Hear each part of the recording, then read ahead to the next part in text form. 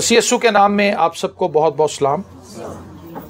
खुदावंद भला है, उसकी शफकत अब्दी है और उसकी वफादारी पुश्तर पुश्त रहती है। मेरे साथ निकालिए पहला तिमोथियस उसका 4 बाब और उसकी 12वीं आयत खुदावंद के पाक कलाम में से हम तिलावत करेंगे। और खुदावंद के जिंदा कलाम में यूँ लिखा है, कोई तेरी जवानी की हकारत ना करने पाए, बल्कि तू ईमानदारों के लिए कलाम करने और चाल चलन और मोहब्बत और ईमान और पाकीज़गी में नमूना बन। आमीन। कोई तेरी जवानी की हकारत ना करने पाए, बल्कि तू ईमानदारों के लिए कलाम करने और चाल चलन और मोहब्बत और ईमान और पाकीज़गी में नमूना बन। ये जो खतूत हैं, पहला दूसरा तिमोथियस, ये पासबानी खतूत माने जाते हैं। पासबानों के लिए इंस्ट्रक्शंस हैं इस खत के अंदर कि एक खिदमत गुजार शख्स को कैसा होना चाहिए, एक खिदमत गुजार शख्स को कैसा होना चाहिए। लेकिन इसका ये मतलब नहीं है कि ये लेटर सिर्फ पास्टर्स के लिए हैं, ये लेटर्स कलीसिया के लिए भी हैं, क्योंकि वो खसूसियात जो पासबानों के अंदर होनी चाहिए वो खसूसियात ईमानदारों के अंदर भी होनी चाहिए, क्योंकि पासबान जो हैं वो ईमानदार भी हैं, यीशु मसीह के खून खरीदे भी हैं। और हो सकता है कि बहुत से लोग ये समझें कि तिमोथियस जो है वो एक जवान नौजवान था, पौलुस का शागिर्द था, शागिर्द खास था, और पौलुस फख्र करता था इस पर कि इसकी खिदमत कितनी माकूल है और कितने जोश और वल्वले के साथ ये खुदावंद की खिदमत करता है। पौलुस बड़ा पसंद करता था तिमोथियस को। हो सकता है बहुत से लोगों के जहन में ये गुमान आए कि ये नौजवानों के लिए है कि कोई तेरी जवानी की हकारत ना करने पाए। लेकिन क्या आप ये मुनासिब समझेंगे कि कोई आपके बुढ़ापे की हकारत करे? बूढ़े ऐसे हो कि उनको जगह जगह से गालियां पड़े, उनका बुढ़ापा ऐसा हो? नहीं। बच्चे ऐसे हो कि उनकी हकारत की जाए? इस आयत का मतलब यह है कि यह आयत जवानों के लिए भी है, ये बूढ़ों के लिए भी है, ये बच्चों के लिए भी है। और आगे उसने कई चीजें बयान की हैं, बल्कि तू ईमानदारों के लिए कलाम करने और चाल चलन और मोहब्बत और ईमान और पाकीज़गी में नमूना बन। 5 चीजें उसने तिमोथियस को बताई हैं जी। कितनी चीजें बताई हैं? 5 चीजें बताई हैं। कलाम करने के लिए, चाल चलन में, मोहब्बत में, ईमान में, पाकीज़गी में नमूना बन। ये एक चैलेंज है ईमानदारों के लिए। अभी हमने थोड़ी देर पहले जब दुआ की तो हमने ये बात खुदा के सामने रखी कि मसाइल बहुत हैं। आज मसीही शादियां लरज रही, उनके अंदर कोई चाम नहीं बचा, वक्त को लोग धक्का दे रहे हैं। मेरे लिए ये चीज बड़ी हैरत अंगेज है कि बीवी को शोहर गलत नजर आता है और शोहर को बीवी गलत नजर आती, और उन्हें लगता है कि हम मिसमैच थे, हमने 20-30 साल ऐसे ही गुजार दी, मेरी बुढ़ी ने मैनू समझा ही नहीं, मेरे बंदे ने मैनू समझा ही, और बूढ़े हो गए, बच्चे जवान हो गए। आगे से बच्चों के भी यही हालात हैं। गैर अक़वाम की तरफ हमारे बेटे और बेटियों का रुझान तेजी से बढ़ रहा है, दूसरी शादी की तरफ रुझान बड़ी तेजी से बढ़ रहा है। जिनसी बेराहरवी, ज़नाकारी, हरामकारी आज कलीसिया के अंदर बढ़ती चली जा रही, और यही वो रीजन है जिसने कलीसिया को स्पिरिचुअली ब्लाइंड कर दिया, अंधा कर दी।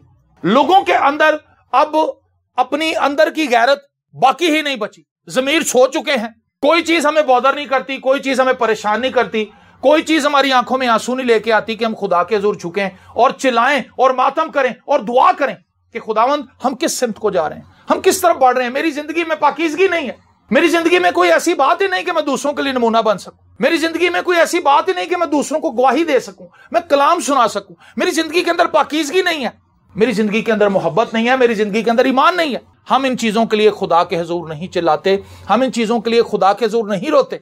और आज हमारे जवानों की हकारत हो रही है, आज हमारे जवान लोगों के लिए ठोकर का बाइस है, और हमारे जवानों की हालत यहां तक है कि उन्हें बड़ों को सही तरीके से सलाम भी नहीं करना। आई एम सॉरी टू से, मैं माजरत के साथ ये बात कहूं, आप घरों में जाएं, वहां पे आपको सही तरीके से बच्चे आपसे कतराएंगे, बच्चे आपके सामने बैठने से कतराएंगे, कोशिश करेंगे कि मैं कन्नी कतरा के पौड़ियां चढ़ जाए तो उत्तर निकल जाए, इन मेहमानों को मैं फेस ना करूं। वाई? क्योंकि उसकी लाइफ के अंदर पाकीज़गी नहीं है, उसकी लाइफ के अंदर गुनाह है, उसकी लाइफ के अंदर सिन है, उसकी जिंदगी खुदा से दूर है, और वो नसीहत सुनना भी नहीं चाहता, वो नसीहत से भागता है। इसीलिए वो कहता है यार इन्होंने पादी साहब भी आए हुए ने, अम्मी अबू ने मेरी शिकायत ला देनी है, पादी साहब ने लेक्चर देने लग पैना, लिहाजा इन्हों दे मत्थे ही ना लगो, ठीक है ना। और वो अपनी जान बचा के निकल जाता है। अपनी तरफ से तो वो बड़ी अकलमंदी दिखाता है, लेकिन वो अकलमंदी का काम नहीं कर रहा, बल्कि वो हमाकत और बेवकूफी का काम कर रहा। कोई तेरी जवानी की हकारत ना करने पाए। ये एक चैलेंज है जो तिमोथियस को पौलुस रसूल दे रहा है कि बेटा, अगर तूने मसीही कहलवाना है, अगर तूने ईमानदार कहलवाना है, अगर तूने मसीह का बंदा कहलवाना है तो ये बातें याद रख के कोई तेरी जवानी की हकारत ना कर। आज हम अपने कामों से, अपनी बातों से और अपनी हरकतों से, अपनी आदात से, अपने रवैये से, अपनी गुफ्तगू से, अपनी नशिस्तों बर्खास्त से इस तरह का लोगों को इजहार करते हैं, इस तरह का टेक्सचर देते हैं लोगों को, और लोग ये समझ जाते हैं कि ये शख्स मुंह से सिर्फ कह रहा है कि मैं मसीही हूं, लेकिन इसका दिल खुदा के साथ लगा हुआ नहीं। और यही खोखलापन चर्च का आज चर्च को उस जगह पर लेकर आ रहा है जहां पे हम शैतान के लिए फुटबॉल बने हुए। फुटबॉल समझते हैं ना, शैतान किक्के मार रहा, हमें कभी इधर फेंकता कभी उधर फेंकता, हमारा कोई ठिकाना नहीं। घरानों के अंदर स्टेबिलिटी नहीं है, बुजुर्ग जो हैं उनकी भी हकारत हो रही है, जो जवान है उनकी भी हकारत हो रही है। हमें अपनी गवाही की कोई फिक्र नहीं। तुसी अपने घर च सोने दी अंगूठियां बाहर मेज ते रखियां हुई, सोने के सेट वो पेटियां च पे ते ताले भी लगे, आप उनकी हिफाजत कर रहे हैं क्योंकि वो आप समझते हैं सोना बड़ा कीमती है। तो आपका किरदार कीमती नहीं, आपकी पर्सनैलिटी कीमती नहीं। आप जो गवाही दे रहे हैं कि जी हम मसीह के लोग हैं, आपकी पर्सनैलिटी का क्या है? मैं हमेशा ये मिसाल देता हूं कि जिस बंदे ने सफेद सूट पहना होता है, काटन का, लट्ठे का, उस बंदे की चाल बड़ी मोहतात होती। वो बंदा बेहतियात नहीं चलता। वो वेखदा मोटरसाइकिल आ रहा, अगे चिक्कड़ है, पहले ही साइड ते, उसे पता है कि मोटरसाइकिल वाले ने जान बुझ के विचों दी कढ़ना, छपक्का मेरे ते पैना ते मेरी सलवार भर जानी। बचाता है अपने आप को। जिस जगह पे बैठता पहले उसको साफ करता है, टिश्यू देना जरा, टिश्यू से उस जगह को साफ करता है क्योंकि मिट्टी लग जाएगी। हम अपने कपड़ों का ख्याल करते हैं, हम अपनी दुनियावी चीजों का ख्याल करते हैं, लेकिन हमें अपने किरदार का कोई ख्याल नहीं है। हम अपनी जिंदगी से क्या गवाही दे रहे हैं इसका हमें पता ही कोई नहीं। कहला मसीह रहे हैं, लेकिन वो कहता है कि कोई तेरी जवानी की हकारत ना करने पाए। आप ईमानदार हैं, आप ईमानदार नौजवान हैं, आपका ईमान कहां है, आपकी पाकीज़गी कहां है, आप किस तरह से चल रहे हैं, आपकी रविश क्या है? नौजवानी की जो उम्र है जी, ये बड़ी ताकत वाली उम्र।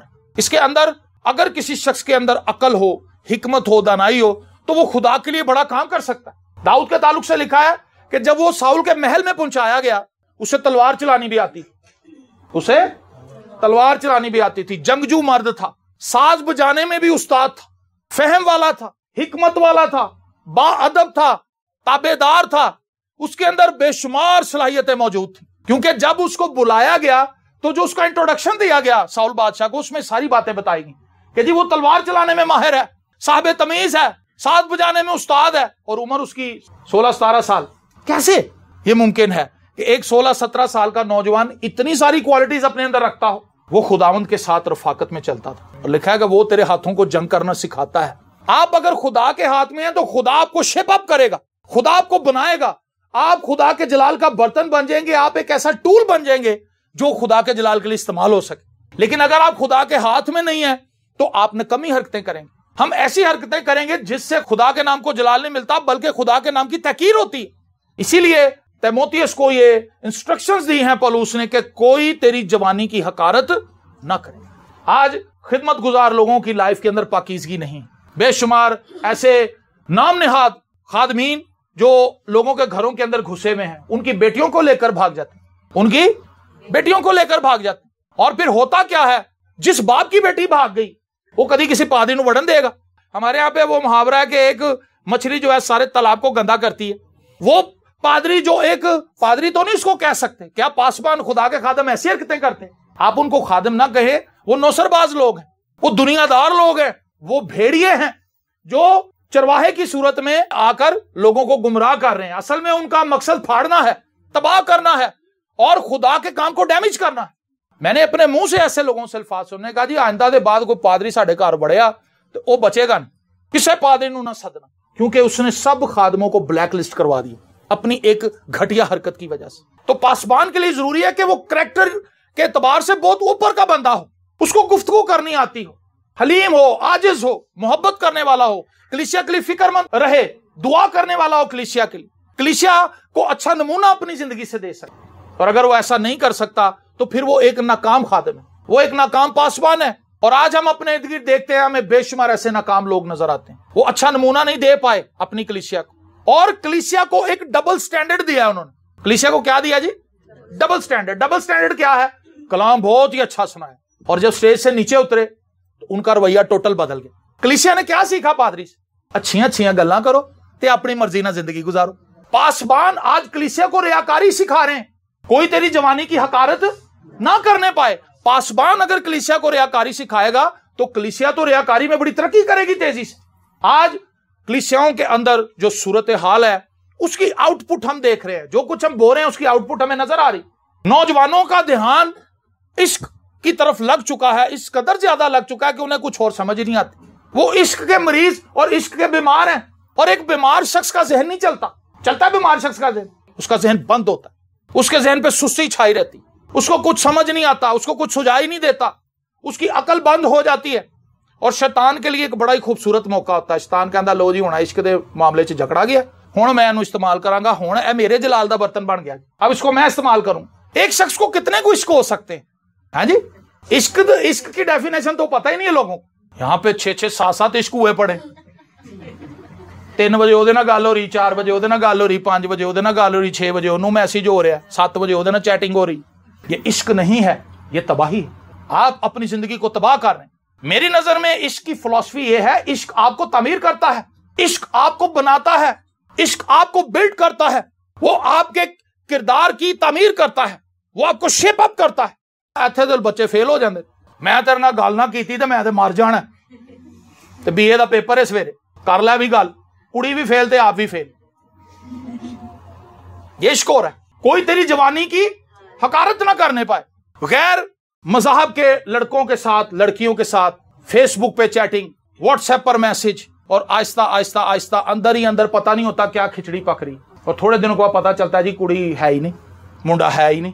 लड़की निकल जाए तो माँ बाप शर्मिंदगी से मुंह छुपाते फिरते हैं, लड़का निकल जाए तो पुलिसां छापे मार दी, जिथे वे भी मुंडा प्यो नूं चुक लो, मुंडा बरामद करना, कुड़ियां ने कड्डी, चलो जी छापे पड़ रहे हैं, जगह जगह भाइयों को उठा रहे हैं, उनको पांजा लग रहा है। रीजन क्या है कि एक लड़के ने एक गलत फैसला किया, उसने अपनी जवानी की हकारत करवाई, और ना सिर्फ वो खुद उसकी जवानी रुल गई बल्कि उसने अपनी फैमिली की भी रुसवाई का वसीला बना दिया। जगह जगह पर थू थू हुई, कहना था मुंडा इस तरह था, इनकी लड़की इस तरह की है। आज नौजवानों को अपनी जिंदगी के लिए चैलेंज लेने की जरूरत है। ये व्हाट्सएप की गेम आपको कुछ भी देने वाली नहीं है, ये आपको कंगाल कर देगी, ये आपको बीमार कर देगी, आपको रुसवा कर देगी, ये आपके मुंह पे थुकवाएगी। इस अकलमंदी से, इस हिकमत से बाहर आए। और उसमें एक बड़ी रीजन ये है, हम फ्रस्ट्रेटेड लोग हैं, हम अपने सेटअप से, अपने हालात से हारे हुए लोग हैं, हम राह फरार ढूंढ रहे हैं। हम क्या कर रहे हैं जी? राह फरार ढूंढ रहे हैं। याद रखें, अगर आप अपनी मुश्किलात से नजरें चुराएंगे तो आपकी मुश्किलें हल नहीं होंगी, बढ़ेंगी। अगर आप अपनी मुश्किलों की आंखों में आंखें डाल के देखेंगे तो फिर मुश्किलें भजणगी। आमीन। अपने चैलेंजेस को फेस कीजिए, आप ऊपर आएंगे। और अगर आप अपने चैलेंजेस से नजरें चुराएंगे तो आप और डाउन हो जाएंगे। हर गुजरने वाला दिन, हर गुजरने वाला हफ्ता, महीना, साल आपको डैमेज करता जाएगा और आप नीचे नीचे नीचे नीचे नीचे जाते जाएंगे। इखलाकी तौर पर भी डैमेज हो जाएंगे, खुद तरसी का शिकार हो जाएंगे। कोई हमारी मदद के लिए नहीं आ रहा, हम हेल्पलेस हैं, कोई हमारी मदद नहीं करता, कोई हमारे बारे में नहीं सोचता, सारे अपनी अपनी पई हैसियत है मरण दे। एक तो ये सोच है। दूसरी सोच ये है, चाहे सारी दुनिया मुझे छोड़ जाए, खुदावंद हमारे साथ है। आमीन। और बाइबल मुकद्दस बताती है, अगर खुदा हमारे साथ है तो कौन हमारा मुखालिफ है? लो जी, मामला ही हल। अगर खुदा आपके साथ है तो फिर आपका मुखालिफ कौन है? कोई है ऐसी मुखालफत जो आपके सामने खड़ी? पौलुस और सिलास काट के अंदर ठुके हुए थे और गीत गा रहे थे, हालेलुया हालेलुया। सारे कैदी सोच रहे होंगे किस किस्म के कैदी आए, इत्थे ते हाय हाय निकलदी ऐ जय यीशु दी कह रहे हैं, हालेलुया तारीफ करेंगे, मुख्तलिफ गीत गा रहे हैं। जब घंटा पड़ता ना पुलिस का, जब वो रिमांड लेते हैं, एक एक हड्डी चटक जाती है, एक एक हड्डी जो है ना वो बददुआएं देती है, किथे फंस गया मैं। लेकिन जब इनका रिमांड लिया गया, इनका पूरा बदन जख्मों से चूर था, तो कलाम में लिखा है कि वो रात को खुदा की प्रस्तिश कर रहे थे, खुदा की सताइश कर रहे थे। कोई भी इनके साथ नहीं था। कलीसिया के लोग इनकी मदद करने के लिए नहीं आ सके। इनका खालू, इनका फुफा, इनका ताया, इनका चाचा, इनका बाप, इनका भाई, इनका कजन, कोई भी रिश्तेदार जेल में इनकी मदद के लिए ना आ सका। कोई सिफारिश, जिनको ये जानते थे सिफारिश तो उन्होंने की नहीं, जिनको ये जानते थे वो लोग भी ना आ सके। उन्होंने कहा भी केस बड़ा हैवी पै गया पलूस पे, लेकिन पलूस को इस चीज से कोई गर्ज नहीं था, वो तो खुदा की प्रस्तिश करना। कोई तेरी जवानी की, पलूस इसलिए कैद नहीं था कि पलूस चर्च भेजता था, पलूस इसलिए कैद नहीं था कि वो शराब की पेटी लेके जा रहा था, पलूस इसलिए कैद नहीं था कि उसने किसी बंदे के दांत तोड़ दिए थे या वो किसी की लड़की लेके भागा था। पलूस इसलिए कैद था क्योंकि वो खुदावंद का कलाम सुनाता था। ये बात पतरस कहता, अगर तुमने शरारत करके मुके खाए तो इसमें क्या बड़ाई की तुमने? शराब बेच के, नशेबाजी करके पुलिसां तेरे पीछे लग गई, मारा खा दियां और छापे पवाए, ये कौन सी बड़ी बात, ये तो कोई फख्र की बात नहीं, तो शर्म से डूब मरने का मुकाम है। लेकिन अगर खुदावंद के लिए हम पे इल्जाम लगता है तो हम इसके लिए खुशी मनाएं, शुक्रगुजारी करें कि खुदावंद मैं तो तेरा काम कर रहा था, ठीक है, उन्होंने मुझे मारा है, उन्होंने मेरे मुंह पे थूका है, उन्होंने मुझे गालियां दी हैं, उन्होंने मुझ पे झूठे इल्जाम लगाए हैं, मैं खुश हूं क्योंकि मैं तेरे लिए सताया जा रहा हूं। और जब पौलुस दुआ कर रहा था, सिलास दुआ कर रहा था, गीत गा रहे थे, तो लिखा है कि उस थाने के अंदर जलजला आया। ये अजीब जलजला है जो सिर्फ थाने में ही आया है, बाकी सारा इलाका पुरसकून सुता है, थाना हिल रहा। और उनकी बेड़ियां खुल गई, हालेलुया, अपने आप ही। और कलाम में लिखा है कि सारे लोग डर गए, वहां पे जो कैदी थे और जो इंचार्ज था थाने का, वो भी आ गया कांपता हुआ। वो जान गया कि ये खुदा के लोग हैं। उसने उस दिन तौबा की, अपने खानदान समेत उसने खुदावंद को अपना आप दिया। और बहुत से कैदी भी उस दिन खुदावंद का कलाम सुनकर तौबा कर गए होंगे। कैसे? जब एक शख्स अपनी गवाही लेकर उठता है, जब एक शख्स अपना किरदार लेकर सामने आता है, जब एक शख्स मसीह की मोहब्बत दिखाता है कि मुझे मसीह से मोहब्बत है और देखो खुदा मुझसे कितनी मोहब्बत करता है। पौलुस और सिलास क्या कर रहे थे? वो मसीह से अपनी मोहब्बत का इजहार कर रहे थे। लिखा है और चाल चलन और मोहब्बत और ईमान और पाकीज़गी में नमूना बन। हम किस चीज में नमूना है? ये मेरा क्वेश्चन नौजवानों से है, ये मेरा क्वेश्चन बुजुर्गों से है। हम किस चीज में नमूना है? शायद हम वैसे नमूने हैं, है ना? अगर हम किसी चीज में नमूना नहीं बन रहे तो फिर हम वैसे नमूने हैं। हमें यह मान लेना चाहिए। तस्वीर का अगर एक रुख देखें, यहां तो नमूना है, अपनी पाकीज़गी में नमूना है। यार वो बड़ा रास्तबाज आदमी, नहीं, उस बच्ची को हमने देखा है, उस बच्ची का चाल चलन बहुत नेक और पाक है, नहीं, खुदा उस बच्ची को बरकत दे। ऐसी बच्ची दुआएं लेती लोगों से, ठीक है ना? और उसकी गुफ्तगू बड़ी अच्छी है। जब हम उसके घर गए, उसने बड़े अदब और एहतराम से हमें चाय पेश की, प्लेटें उठाई, प्लेटें रखी। इसमें भी एक सलीका और करीना है। ये काम तो हमारे बच्चों को आता नहीं, इसलिए नहीं आता कि वो करना ही नहीं चाहते। तेरा काम करना ही नहीं चाहते, वो आना के मैनू दसो ना। बाइबल मुकद्दस के हवाले उन्हें कैसे मिलेंगे जब वो बाइबल पढ़ते ही नहीं?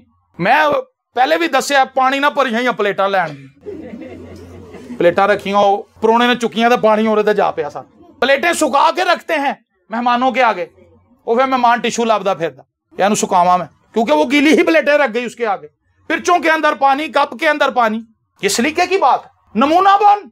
आज हम किस बात में कलीसिया के लिए नमूना है? अपने मोहल्लेदारों के लिए हम नमूना बने हुए हैं। हमें यह पता होना चाहिए कि कौन सी बात से मैं लोगों को लीड कर सकता हूं, मैं उन्हें सिखा सकता हूं। मैं ये कहता हूं जो घर में बड़ी बेटी है, बड़ा बेटा है, उसको नमूना बनना चाहिए अपने छोटे बहन भाइयों के लिए। मेरे जहन में आज भी वो बातें मौजूद हैं जो मैंने अपने बड़े भाई बहनों को करते हुए देखी थी। खा वो बुरी थी, खा वो अच्छी थी, जो कुछ भी वो करते थे मैं उनको वॉच करता था। बाप के बाद अगर कोई हीरो होता है किसी लड़के का तो उसका बड़ा भाई होता है, अगर वो वाकई बड़ा भरा होए। सीखता तो उसी से है क्योंकि उसके साथ रहता है। अगर बड़ा भाई शराब पीता है तो एक वक्त में आके बहुत इम्कानात मौजूद हैं कि वो भी अपने बड़े भाई के नक्शे कदम पे चल पड़े। अगर बड़ा भाई खुदा में है तो वो अपने भाई के लिए एक नमूना बन रहा है कि खुदा की तरफ आ बेटा, मेरे साथ चला कर। सुबह हम दोनों भाई मिलकर चर्च जाएंगे, सुबह हम दोनों बहनें मिलकर चर्च जाएंगे। आज हम किस बात में नमूना है? ये मेरा क्वेश्चन है जो आपने अपने आप से पूछना है। मैं अपने आप से भी पूछता हूं कि मैं किन बातों में दूसरों के लिए नमूना हूं। अगर मेरी जिंदगी के अंदर कोई ऐसी बात ही नहीं तो मैं क्यों कलाम सुना रहा हूं? मैं खुद भी बेवकूफ हूं, मैं दूसरों को भी बेवकूफ बना रहा हूं। मुझे हर गुजरने वाले दिन के साथ मसीह में बढ़ना है, ये मेरा टारगेट है, ये आपका टारगेट है। तो कोई तेरी जवानी की हकारत ना करे। आज हमारी जिंदगी के अंदर कोई टारगेट नहीं है अपनी फैमिली को लेकर। हम सिर्फ अपने हालात को देख के खौफजदा हैं। आपको पता है हालात को चेंज कौन लोग करते हैं? डेविड की स्टोरी से आप वाकिफ हैं। दाऊद और जाती जूलियत का जो वाकया है, दाऊद और जाती जूलियत का जो वाकया है, ये अपने अंदर कई रूहानी असबाब को छुपाए हुए है। जो इसको पढ़ते हैं, इस पर गौर करते हैं, वो सीख पाते हैं कि क्या माजरा है। आप जानते हैं कि 40 दिन से जाती जूलियत आकर उनको धमकाता था, डराता था, खौफजदा करता था, परेशान करता था, जिच करता था, और वो सब डरे हुए थे। हालात जो थे वो एक जगह पर रुक गए थे आके। 40 दिन से एक ही बड़क सुनते थे, एक ही शख्स का फेस देखते थे और डरते थे, कांपते थे, लरसते थे, घबरा जाते थे। वो फिर आ गया। वो पहले ढोल ताशे बजाते होंगे, डम डम डम डम डम डम डम डम। जाती जूलियत निकल के आता होना, सारे डर जाए, इसराइली घबराए, है ना? आज कितने मसीही हैं जो घबराए हुए? हालात के जाती जूलियत उनके आगे खड़े, वो मायूस हुए हुए, डरे हुए। हमारे घरानों में कोई भी दाऊद नहीं है। हमारी फैमिलीज के अंदर, हमारी कलीसियाओं के अंदर कोई दाऊद मौजूद नहीं जो इन मनफी हालात में स्टैंड ले, जिसका ईमान हो, जिसके पास पाकीज़गी हो, जिसके पास खुदा की रफाकत का तजर्बा हो, जिसका एक रूहानी कैलिबर हो, जो इब्लीस की आंखों में आंखें डाल के उसको चैलेंज कर सके। दाऊद जब गया तो मंजर बदल गया। हमारे होने से मंजर बदल नहीं रहा, बल्कि मंजर होर फिक्का पैंदा जा रहा। हम एक दूसरे को मायूस करने वाले लोग, साडा कुछ नहीं बनना, साडी उम्र इंज ही गुजर जानी। ये आपकी चॉइस है, ये आपकी चॉइस है। आप मायूस रहना चाहते हैं, आप नाउमीद रहना चाहते हैं, आप गरीब रहना चाहते हैं, आप फ्रस्ट्रेशन से भरे हुए रहना चाहते हैं, आप ईमान से खाली रहना चाहते हैं, आप एक ऐसी जिंदगी गुजारना चाहते हैं जिसमें एक कतरा भी पाकीज़गी ना हो, आप नशाबाज रहना चाहते हैं, ये आपकी चॉइस है। ये किसी इंसान की अपनी चॉइस है। खुदा नहीं किसी को शराब ला के देता। रात फरिश्ते ने बुआ खड़काया, ठक ठक ठक ठक, हाँ जी कौन है? मैं ताली शराब लेके आया, खुदा ने शराब भेजी है। हाँ जी, ऐसे तो नहीं होता। खुदा तो पाकीज़गी के लिए कॉल कर रहा, पाक बनो जैसा तुम्हारा बुलाने वाला पाक है। हालेलुया। खुदा तो हमें पाकीज़गी के लिए बुला रहा है, खुदा तो हमें मोहब्बत के लिए बुला रहा है, खुदा तो हमें इसलिए बुला रहा है ताकि हम ईमान से भर जाए, चैलेंज लें। और दाऊद ने चैलेंज लिया। दाऊद आया क्या करने था? खाना लेके आया था अपने भाइयों के लिए। उसके बाप ने कहा जा बेटा ये खाना ले जा और जाके अपने भाइयों को दे और जरा जंग के हालात भी मालूम करके आ कि जंग के हालात क्या, क्योंकि लोगों को खबरें तो पहुंच रही थी कि हमारी फौज इस वक्त किस हालत में है। साउल भी मैदान जंग छोड़ के अपने महल में जाकर बैठा हुआ था। साउल बादशाह था, लेकिन साउल भी जाति जूलियत से घबराया हुआ था। हालांकि साउल के ताल्लुक से लिखा है कि वो चौड़े जिस्म का मालिक था, ऊंचे कद का मालिक था, अच्छे कद काट का मालिक था। लेकिन दाऊद जो था वो इस तरह का नहीं था जैसा साउल था। लेकिन दाऊद की और साउल की ईमान की हालत फर्क थी। और जब वो वहां पर गया, उसने देखा जाति जूलियत बाहर निकला। जाति जूलियत ने अपना वही कार्ड इस्तेमाल किया, हाँ भाई कड्डो को बंदा जेड़ा मेरे नाल लड़ेगा, जेड़ा मैनू हराएगा, मेरी सारी फौज भी सरेंडर कर देगी। सारे डरे। उसने कहा ये कौन है भाई? है जी कौन है ये? कहने लगा जी ये बंदा है, जाति जूलियत है। अच्छा। वो सीधा साउल के महल में चला गया दाऊद। उसने कहा जी आप मुझे उससे लड़ने का मौका दें, मैं उसको हराऊंगा। उसने कहा भाई तू कैसे उसको हराएगा, सारी फौज उसके आगे पसपा हुई पड़ी है, मैं भी महल में आकर बैठा हूं। वो बड़ा तेज बंदा है, बचपन ही से तलवार चलाता है। उसकी तलवार इतनी बड़ी थी कि वो एक ही वार के अंदर 12-13 बंदों को फड़का सकता था, इतनी वजनी तलवार थी उसकी, जाति जूलियत। तो वहां पर दाऊद ने एक स्टेटमेंट दी, कमाल की स्टेटमेंट। उसने कहा कि मैंने शेर को भी मारा है, ओह मैंने रीछ के साथ भी लड़ाई की है। उन्हें अपनी सीवी कटी, उन्हें कहा लो फड़ो सीवी मेरी, है जी आज सीवी दिखा दे, लो मेरी सीवी, मैं फलानी जगह ते भी छुट्टी, फलानी जगह ते कितों कॉल नहीं आई, मैं ते बैठा आया बस, बड़ियां सीवियां दित्तियां मैं। दाऊद ने भी अपनी सीवी निकाली, उन्हें कहा मेरी सीवी फाड़ भाई।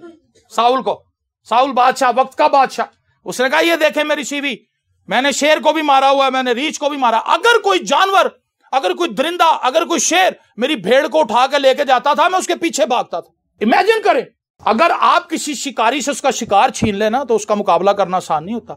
शेर से आप उसका शिकार छीन रहे हैं तो शेर ताड़ा की हाल करेगा। लेकिन ऐसा पॉसिबल कैसे है कि दाऊद की भेड़ उठा के शेर ले जाए? पीछे भागा, उसके मुंह से उसको पकड़ा, उसका मुंह खोला, अपनी भेड़ को निकाला और शेर को या तो मार दिया या उसको इतना उसने अदमुआ कर दिया कि शेर दौड़ गया जंगल। साउल भी उसकी बात सुन के हैरान हो गया। उसने कहा अच्छा, उसने कहा इसकी कुव्वत ज्यादा से ज्यादा शेर जितनी होगी, ज्यादा से ज्यादा रीछ जितनी होगी, इससे ज्यादा इसकी और क्या कुव्वत हो सकती है, लिहाजा मुझे भेजा जाए। उसने कहा ठीक है जा तू। उसने उसको अपनी सारी चीजें पहना दी, लेकिन उसने कहा कि मैं इससे जंग नहीं करूंगा, मैं उस तरह से जंग करूंगा जिस तरह से मैं करना चाहता, जिस तरीके पर मेरा अबूर है, जिस तरीके से मैं लड़ना चाहता हूं। उसने पत्थर उठाए 5 और चला गया।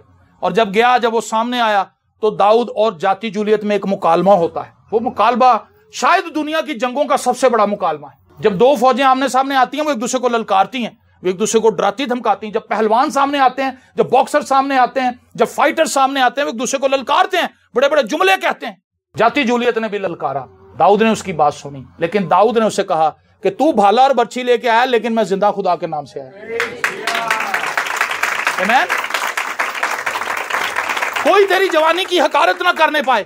वहां पर बड़े जवान थे, लेकिन उनका ताल्लुक खुदा से नहीं था। दाऊद जब गया तो दाऊद की गैरत ने उसको उठाया, उसको उभारा कि तू खुदावंद के नाम से कहलाता है, जंगल में, वन के अंदर भेड़ों के साथ ज़बूर सुनाता है, गीत गाता है, प्रस्तिश करता है, सताइश करता है, दुआ करता है, और तू खुदा को जानता है। आज इन्हें दिखा कि तेरा खुदा कौन।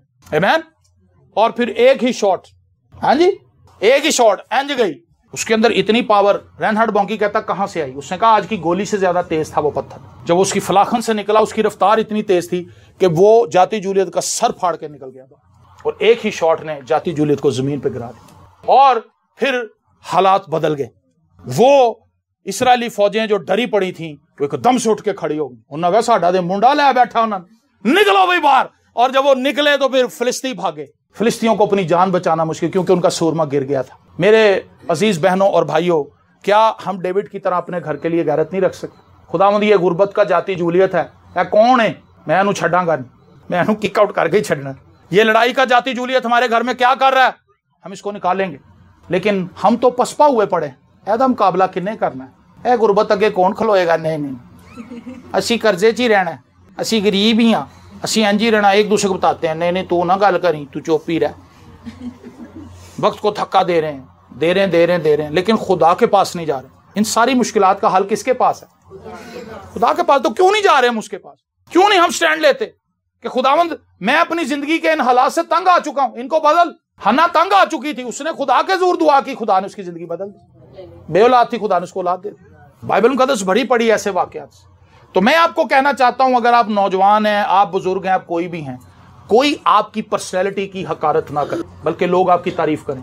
आप बीवी हैं, आप शोहर हैं, आप बाप हैं, आप सास हैं, आप बहू हैं, आप कोई भी हैं, कोई आपके बारे में बात ना करे, गलत बात ना करने पाए, बल्कि आपकी पर्सनैलिटी के अंदर कोई भी ऐसी चीज उन्हें देखने को मिले ना। आप अपने ऊपर काम करें, अपने ऊपर वर्क करें। मेरी जिंदगी कैसी है? मैं तो चर्च जाती हूं, मैं तो कलाम पढ़ती हूं, मैं तो दुआ करती हूं, मुझे इन चीजों को अपनी लाइफ में नहीं रखना, मैं इन चीजों से आजाद होना चाहती हूं। एक आखिरी बात मैं करना चाहता हूं, जब आप पहाड़ों पर चढ़ते हैं, पहाड़ों पर बुलंदी पर चढ़ने का असूल यह है कि आपके पास कम से कम सामान हो। आपके पास कम से कम सामान हो। अगर आपके पास सामान बहुत ज्यादा है तो आप ज्यादा बुलंदी पे नहीं जा सकते, यह असूल है। अगर आपने अपने साथ बहुत सी चीजें चमेड़ रखी हैं तो तुसी बहुता उत्ते नहीं जाना, तुसी पहली दूसरी मंजिल तक की बात हापन लग पड़ा है, क्योंकि आपने अपने इर्द गिर्द चीज, फिल्म, ड्रामे, गाने, हैं जी, व्हाट्सएप स्टेटस, पता नहीं केड़ियां चीजां नौजवानों नाल चमेड़ियां, उत्ते तुसी कित्थे जाना? क्योंकि आपका ध्यान तो इन्हीं चीजों की तरफ लगा हुआ है। इस सामान को समेटेंगे, इसको सारे सामान को लेके ऊपर कैसे जाएंगे? फॉरगेट करें इसको, भूल जाएं इन सारी चीजों को। स्टेटस अपलोड नहीं भी होगा तो कि मैं कई महीने तो वही तस्वीर लाई, लोगों ने लाइक की यार, मैं भाई साहब बड़ी सोहनी ताड़ी तस्वीर, थैंक यू। अगर आप नया स्टेटस नहीं लगाएंगे तो उससे क्या को तूफान आ जाएगा, क्या उससे मुसीबत बर्पा हो जाएगी? कुछ भी नहीं होगा। अपनी आंखों को बंद कीजिए और सोचे कि वो कौन से काम है जो मैं डेली कर रहा हूं और उनसे मुझे कुछ फायदा नहीं हो रहा। खुदावंद अपने लोगों को बरकत दे। जो कलाम इन्होंने सुना है, ये कलाम इनकी जिंदगी के अंदर काम करे, उन चीजों को सोचने के लिए इन्हें तैयार करे जो खुदा तेरी तरफ से है। यीशु के नाम में आमीन। God bless you.